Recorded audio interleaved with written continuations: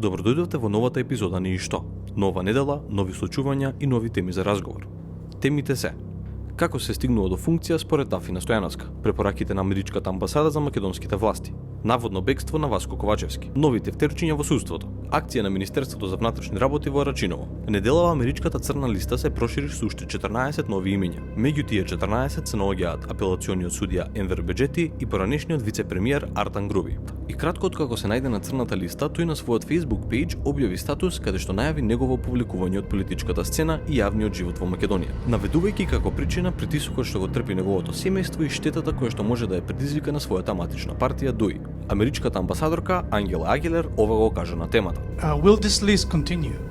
Yes. Designating individuals who have engaged in criminal corruption is very much an ongoing process. There is a very dynamic list in a sense that it is constantly being added to, reviewed. There are certainly other names that are being considered now. Whether or not we provide that information, we do not because we have privacy consideration, nor do we need to, because the evidence that Washington was reviewing, that we were able to gather both here in this country and in Washington, was readily available. Why do you do this when there's no prosecution and there's no action here? Because we have no law enforcement or judicial structure in this country. We are required by law to designate and sanction those individuals for whom we have strong evidence of criminal corruption. What happens from there is up to law enforcement and the judiciary in this country. But I will say that if we can put together that evidence, so can they. It is my hope, though, that with this new designation, which has caused quite a strong reaction publicly, that we do see movement within the judiciary here in North Macedonia on this and other cases. Агилер најави дека листата и во иднина ќе се прошири со нови имиња. Таа не толку суптилно испрати порака кон македонското судство да го стопли столчето и да се фати за работа, кажувајќи ако можеме ние, можете и вие, и ги нарече доказите лесно достапни. Бодрението од страна на Агилер заедно со повлекувањето на Груби од политиката е совршена комбинација за да се почне со истрага. И да докажете дали тоа што го тврдат американците е така. Следниот потек е ваш. Да видиме дали умеете да направите шахмат или оваа шаховска табла ќе остане покриена со дебел слој прашина. Иако Агилер го бодри, сепак судството нема подобрување. Првите знаци за повторно воведување на партиските втерчиња се појавија неделава. Данка Ристова, сопруга на граначалникот на Радовиш Ацо Ристов од ВМРО ДПМН, беше назначена за член на судскиот совет. Исто така, Ардијан Демири е изгласан за член на советот на јавни обвинители, иако тој е партиски функционер на Влен. Самиот Изет Меджити на социјалните мрежи го истакна како координатор на партијата во Струга. Враќање на партиските тефтерчиња или само случајност. Ништо повеќе не чуди од како Дафина Стојановска ја отдаде тајната за тоа како се вработува во оваа држава. Ова грешно е со мојот сопруг 2013 елем, туку е 2000 елем. Тогаш во елем го примаат како договорец, а ја во 2000 нула активизам имам партиски, само член на партија.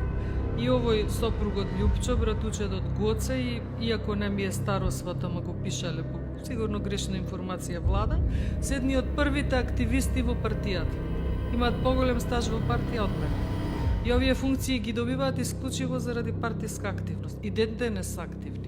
2000-та влегува како договорец, тогаш е периодот кога живееме ние под Кирија, без разлика на социјалниот момент, заслужен активист, договорец, влегува во елем. Значи, Гоце, Љупчо и Владан, партиски активисти од 99-та до ден денеш. Сето ова им е партиска заслуга. Тоа што ми се на некој начин пријатели или фамилија, јас не сум ги гласала општински. Гоце Петков, спортски работник, Аврамовски паркирали, се партиски заслуги, компетентен, способен и партиски активен. Не слушнавте грешно. Дафина Стојановска, пратеник на ВМРО ДПМН, кажа дека добиле функции исклучиво поради партиски активизам. Потоа се правда дека она не ги гласала, туку ги гласале во општински комитет. Да слушнеме повторно. И овие функции ги добиваат исклучиво заради партиска активност. И ден денес се активни. Заслужен активист, договорец, влегува во елем, Аврамовски паркирали, се партиски заслуги, сето ова им е партиска заслуга. Компетентен, способен и партиски активен. Тоа било рецептот. Компетентен, способен и над се партиски активен. Нешто ми кажува дека последниот критериум што го наведе е далеку поважен од останатите. И после се чудиме зошто државата е токму таква каква што е. кога јасно и гласно кажува пратеник дека тие околу нејзе не ги вработила она, туку партијата ги наградила со вработување заради нивниот активизам. Во ово општество повеќе се вреднува тоа колку си завршил работа за партијата отколку твоите компетенции и способности. Тоа е потцртано и во следниот исечок. Која е разликата помеѓу 800 евра плата во здравство и 2000 евра плата за пратеник? Огромно. Затоа реакциите. Да. Ама Не затоа е ќе дека- направиме да стигнат до нас. И кога ќе стигнат до нас, тие да земаат повисоки плати, ние помали. И сега И може би тогаш клучно народот ќе прашање, биде задоволен. Јас ќе почнам од мене, јас имам минимална плата. Како јас да стигнам до вашето 2000 евра?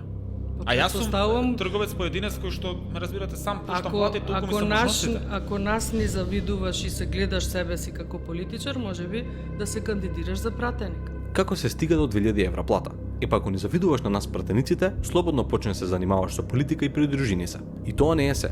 Дафина низ текот на интервјуто сподели многу дополнителни бисери. Така да, за да створите ваше мислење, ви упатуваме да го изгледате целото интервју на YouTube каналот на колегата Ландов. Ако ништо друго, барем МВР покажа знаци на живот. Во неделата Министерството за внатрешни работи изврши акција во Рачиново. Наоружени специјалци, оклопни возила и стотици претреси, како сцена од филм. Министерот не послуша и изврши акција со цел на превенција, а не да ги апси од кога штетата веќе е направена. Се надеваме дека оваа нема да биде последна и ви посакуваме среќа во идните акции. Во јавноста се направи голема фама околу здружената акција на МВР и ОЈО-ГОК во СМ или поранешно ЕЛЕМ, каде што се оапсени повеќе физички лица и одговорни физички лица во правните лица. Најголемата фама во случајот се направи околу Васко Ковачевски, претходниот директор на СМ, кој веројатно во септември ја напуштил државата. Се шпекулираше дека се откажал од државјанството, избегал, извадил друго државјанство и така натаму. Премиерот на пресконференција го кажа следното. Правосомлечениот Васко Ковачевски имате обезбедено докази дека За не сите. секувате да биде? За сите.